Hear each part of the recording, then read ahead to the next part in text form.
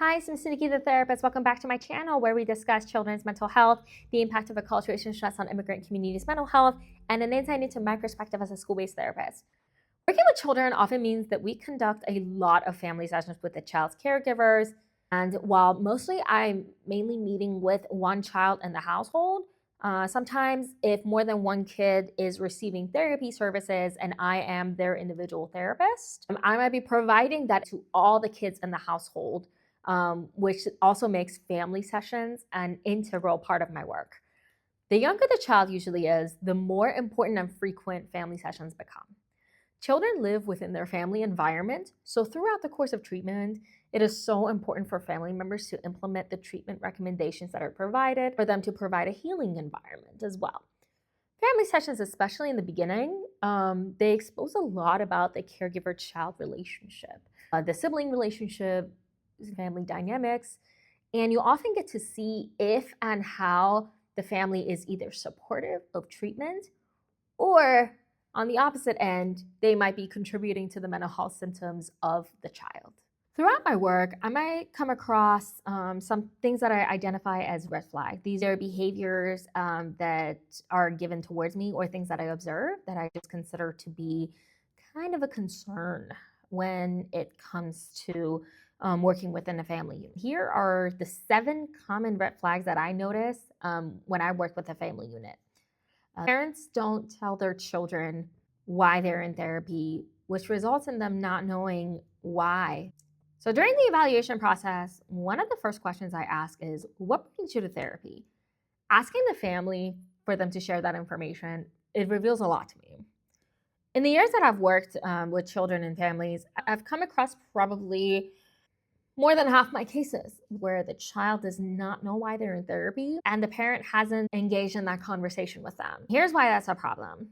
A child who doesn't know why they're in therapy can't consent to services. Without their assent or their agreement to treatment can't really move forward. Not wanting or not putting in the effort to tell kids why they're in therapy, it's often an indication that parents avoid having difficult yet necessary conversations with their children. When parents avoid these difficult conversations, children will learn about these topics on their own, whether we like it or not, from a source that is not appropriate. And when there's not that parental guidance to help them kind of process what they're hearing, they often become misinformed or misguided. In my analysis in the show Adolescents, we see that when parents don't have conversations with their children about masculinity, children turn into finding negative sources of learning about masculinity, and they learn about it on social media and all that.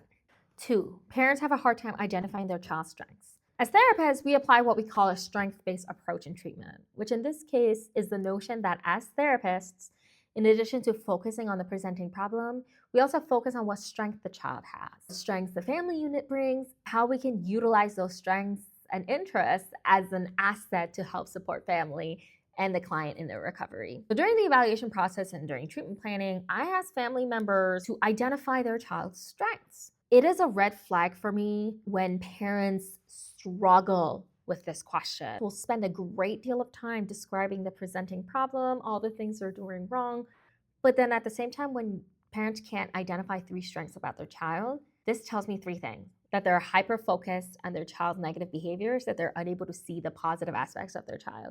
There's probably a lot of negative messaging in the house because if you're having a hard time identifying your child's strengths, then the child is probably not getting praise in the house either. So they're receiving more criticism than praise. Parents have expectations for that child that does not meet the child where they're at. So the child is always failing by their standards, and that is going to weaken that child's self-esteem. It's going to lead to depressive thoughts, negative self-talk, and even suicidality as young as 5 years old. 3, parent requests to meet with our client more frequently than with the client. Sometimes as therapists, we might determine that family sessions with our clients are appropriate for a temporary time period for a multitude of reasons, and we use our clinical judgment to determine whether those sessions are appropriate. It becomes a red flag for me when parents ask frequently for family sessions without client when the therapist has not determined that it's clinically needed or the treatment doesn't need the family sessions without client. Often when parents request them, it's not clinically appropriate. And here are a couple of things that it tells me when a parent asks for family sessions with a client more frequently than having family sessions with the client present. It tells me that they're avoiding to talk about the child's mental health challenges with the child. And avoidance is a natural response to something that is uncomfortable and scary. But if as a therapist I let parents, feed into that avoidance, it enables them to get away with not having those difficult conversations with their child that is necessary for them to understand their mental health challenges, how it's impacting them. It doesn't really allow the child to buy into treatment. When parents not want to have family sessions, that's their way of avoiding. The more I allow it, then I'm really enabling their avoidance, and I'm doing a disservice to the family as a therapist. 4, parents continuously blaming their children. Parents who blame their children constantly are trying to show that 1, they're never at fault, and 2, try to establish their place as the authority figure in the house. It really doesn't have that effect. Why? We must remember though, children absorb their environment like sponges. So if a parent is always blaming the child and no one else, 1, the child is learning that whatever problems happen, are always somebody else's fault. And 2, they can't learn to take accountability for their actions when they don't see anyone in their own household hold themselves accountable for their own actions. 5, parents answer for the child or dominate the session. The talkative child that's normally talkative in individual session becomes quiet. What happens often in this case is I see kids open up in individual therapy a lot. They're talkative, they're interactive, they're engaged. And when family session comes around and I ask questions about the family, their relationship, that same child becomes quiet. The parents are hijacking the session with their own thoughts and opinions on what happened, who is to blame, and claiming that their child really enjoys something and overemphasizing their support. Usually when this kind of dynamic happens, where I see a parent kind of interject the conversation a lot, spend a lot more time talking than the child, I am more focused on observing the child and their reaction. Because a child who agrees and is in sync with what the parent is sharing will participate in the discussion. They engage in a healthy back and forth, and they are able to give their input. But when a child is sitting quietly on the couch, they either put a pillow or a stuffed animal in front of them, they put their head down, or they're zoned out. That child is not in tune with their parent, not in agreement with their parents. I do redirect my attention to the child and I ask them, what do you think about what they're saying? Because I'm showing that the child's words, thoughts, and opinions matter. And I care about what they have to say, even after a parent's hijacking is over. And a lot of times I get the one-word answers, which almost always have 1,000 words unsaid behind them. 6, parents often talk about their own stress and their children's burden on them. A parent sometimes will ask for too many family sessions without the client present. They often use that time to tell me about how stressed out they are, how much of a burden their child is on them, financially, emotionally, logistically. When becoming a parent, it is an undeniable fact that raising children comes with sacrifices and costs that we should accept as we prioritize care for that child without any reservations. A child relies solely on its caregivers for support, nurture, and all it takes to foster their growth.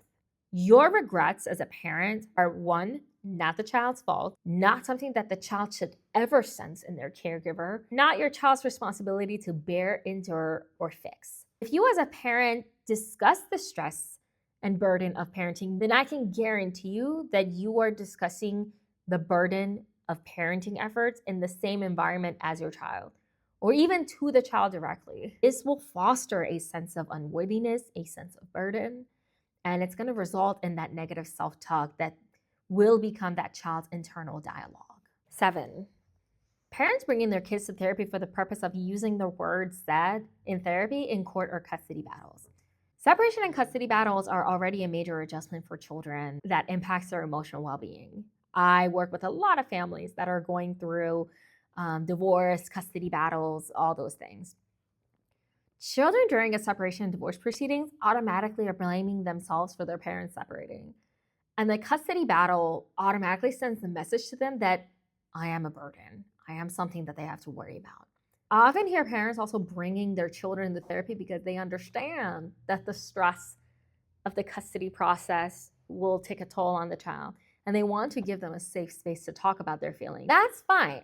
I commend parents who do this. This is awesome. Keep it up. But for me, it becomes a problem when parents then reach out, try to inquire about, so which parent does the child prefer? Or they try to connect me to their lawyers, try to weaponize what the kid is saying about their feelings in therapy to kind of help them build a case for custody for one parent versus the other. During this time, children are going through a very complicated motion of thoughts and feelings, and they're just trying to make sense of a very unstable situation for them. My job as a therapist is to help that child process and validate their feelings and to help them with the transition of having to split between different households. My job is absolutely not to determine which parents the child wants to live with, which parent it is appropriate to live with, which parent should have custody. That's a job for the lawyers. My only job is to provide the child with all the tools, resources, and psychoeducation that they need to cope with a situation that is outside of their control. I hope that you find this video helpful about some of the red flags that I come across my work. These are definitely not all the red flags that therapists see. These are just some of the ones that I have come across in my work. Thank you so much for watching. Please be sure to like, comment, and subscribe for more content on children's mental health. And be on the lookout for my next video where I discuss 7 commonly seen green flags that I notice in caregivers during family sessions. This account is for educational and entertainment purposes only, and it does not replace or fulfill the full scope of therapy. The content on this video does not replace diagnosis, treatment, or other therapeutic interventions. Engaging with this content does not create a therapist-client relationship between you and the channel.